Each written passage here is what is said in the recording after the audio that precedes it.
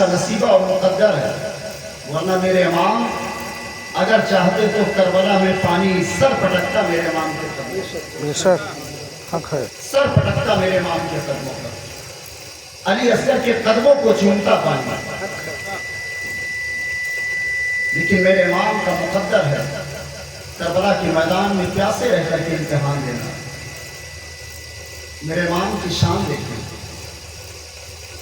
حضرت امام حسن و حسین رضی اللہ تعالیٰ عنہ کا بچپنا، دونوں شہزادے کھیل رہے تھے، آبادی سے باہر چلے گئے، کھیلتے کھیلتے حسین کو پیاس لگ گئی، پیاس لگ گئی تو پانی کی تلاش میں آبادی کی طرف بڑھا۔ اتفاق سے وہ آبادی یہودیوں کی تھی۔ حضرت امام حسن کو کیا معلوم، امام حسین کو کیا معلوم، زمانہ بچپنے کا ہے، دونوں بچے دروازے پر پہنچے، دستک دیا، ایک شخص نکلا، کون ہو تم؟ میرے امام فرماتے ہیں میں حسن ابن علی ہوں، میں حسین ابن علی ہوں، پیاسا ہوں، ایک پیالہ پانی چاہیے۔ اس یہودی نے کہا کون علی، کس علی کے بیٹے ہو؟ میرے امام حسن فرماتے ہیں وہی علی جنہیں فاتح خیبر کہا جاتا ہے، داماد پیغمبر کہا جاتا ہے۔ اس نے کہا اچھا نبی کے نواسے ہو، علی کے بیٹے ہو؟ میرے امام فرماتے ہیں ہاں علی کا بیٹا ہوں۔ اس نے کہا پانی نہیں دیا۔ یہودی نے کیا کہا؟ پانی نہیں دیا، اس لیے کہ تم جس علی کے بیٹے ہو نا وہ علی میرا دشمن ہے، جس نبی کے نواسے ہو وہ نبی میرا دشمن ہے، میں اپنے دشمن کے بیٹوں کو پانی نہیں پلاؤں گا۔ امام حسن نے حسین کی انگلی پکڑی، الٹے پاؤں واپس ہو گئے۔ غصہ نہیں آیا، جلال نہیں آیا، آپ نے بددعا نہیں دی۔ امام حسن حسین کو لے کر پلٹے، اپنے گھر کی طرف آئے، خاتون جنت منتظر تھی، ماں کو بھی کچھ نہیں بتایا، بابا علی کو بھی کچھ نہیں بتایا، اللہ کے رسول کو کچھ نہیں بتایا۔ وقت گزرتا رہا، وقت کروٹیں بدلتا رہا، 3 سال کا زمانہ گزر گیا۔ حضرت امام حسن و حسین دہلیز جوانی کی طرف بڑھ رہے ہیں، سن طفلیت سے آگے بڑھ رہے ہیں۔ حضرت امام حسین گھر کے اندر موجود ہیں، ایک دن دروازے پر دستک ہوتی ہے، میرے امام نے جا کر کے دروازہ کھولا، 3 سال کا ہی فقط عرصہ گزرا تھا، میرے امام نے جا کر کے دروازہ کھولا، دیکھتے ہیں دروازے پر ایک شخص کھڑا ہے، کیا کہہ رہا؟ 3 دن سے بھوکا ہوں، 3 دن سے پیاسا ہوں۔ میرے امام سوچو فکر میں پڑ گئے کہ گھر میں تو کچھ موجود نہیں ہے، گھر میں تو فاقہ ہو رہا ہے، آخر اس غریب کو کھلایا کیا جائے؟ تو اس شخص نے دیکھا یہ بچہ کوئی جواب نہیں دے رہا ہے، تو شخص کہتا ہے مدینہ میں کئی گھروں پر گیا لیکن سارے لوگوں نے انکار کر دیا، کوئی میرا سوال کو پورا نہ کر سکا، یہاں تک کہ میں مسجد کے دروازے پر گیا اور دروازے پر دستک دیا تو اندر سے ایک شخص نے پوچھا کون؟ میں نے جھانک کے دیکھا تو مسجد کے آنگن میں ایک شخص دبلا پتلا زمین پر لیٹا ہوا تھا۔ میں نے اس سے کہا 3 دن سے بھوکا ہوا، میرے لیے کھانے کا انتظام کر دو، تو اس نے مجھ سے کہا کہ میں تمہارے لیے کھانے کا انتظام کیسے کر دوں، میں تو تم سے زیادہ بھوکا ہوں، اس لیے میں آپ کے دروازے پر آیا ہوں، خدا را میری مدد کیجئے،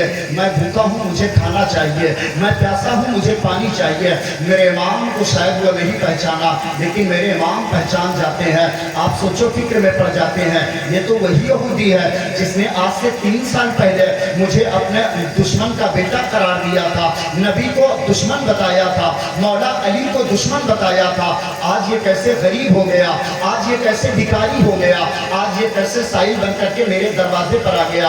میرے امام سوچو فکر میں پڑے تھے، آپ کے صبر نے جواب دیا اے حسین اسے روک لیا جائے۔ آپ فرماتے ہیں ٹھہر میں تیرے کھانے کا انتظام کرتا ہوں۔ حسین کے گھر میں کچھ نہیں ہے لیکن میرے امام اندر جاتے ہیں، ماں فاطمہ کے دامن سے چمٹ جاتے ہیں، امی جان دروازے پر ایک بھکاری آیا ہے، اس کے لیے کھانے کا انتظام کرنا۔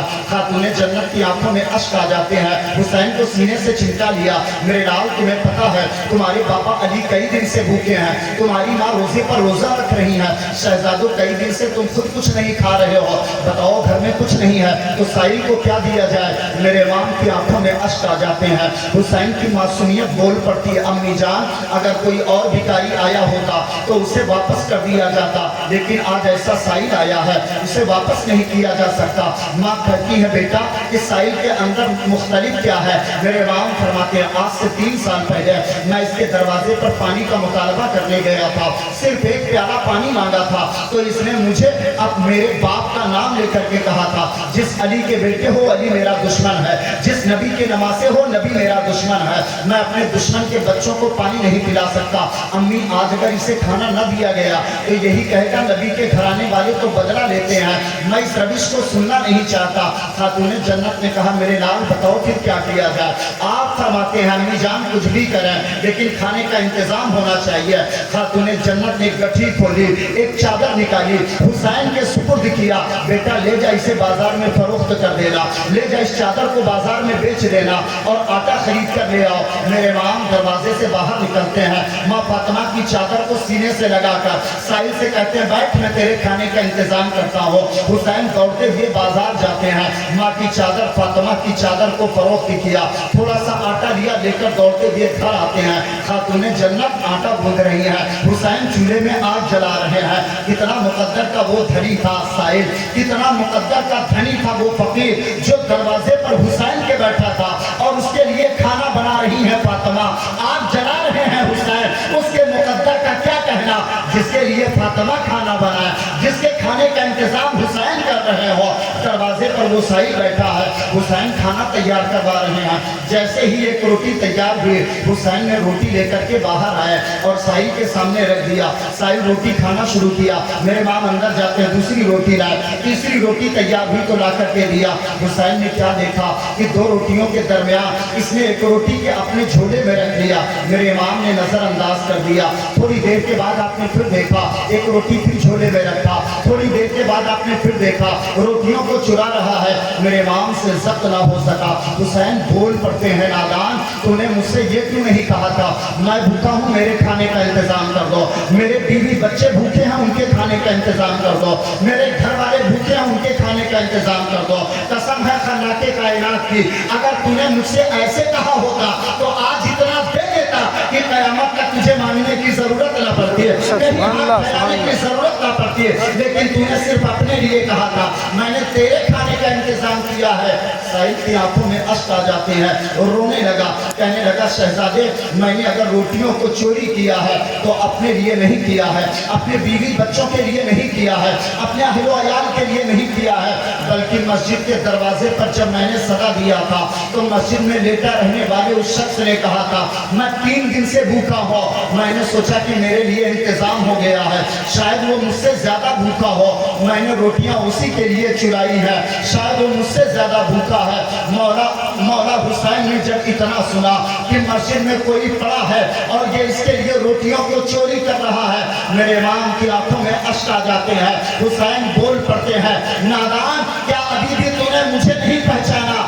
جو مسجد کے صحن میں پڑا ہے وہ کوئی اور نہیں ہے، جس علی کو تو نے اپنا دشمن بتایا تھا وہی علی مسجد میں بھوکا پڑا ہے، اور جس کے دروازے پر تیرے کھانے کا انتظام ہو رہا ہے یہ درد کسی اور کا نہیں ہے، اسی مولا علی کا گھر ہے، اسی مولا علی کا گھر ہے جہاں سے تیرے لیے کھانے کا انتظام کیا جا رہا ہے۔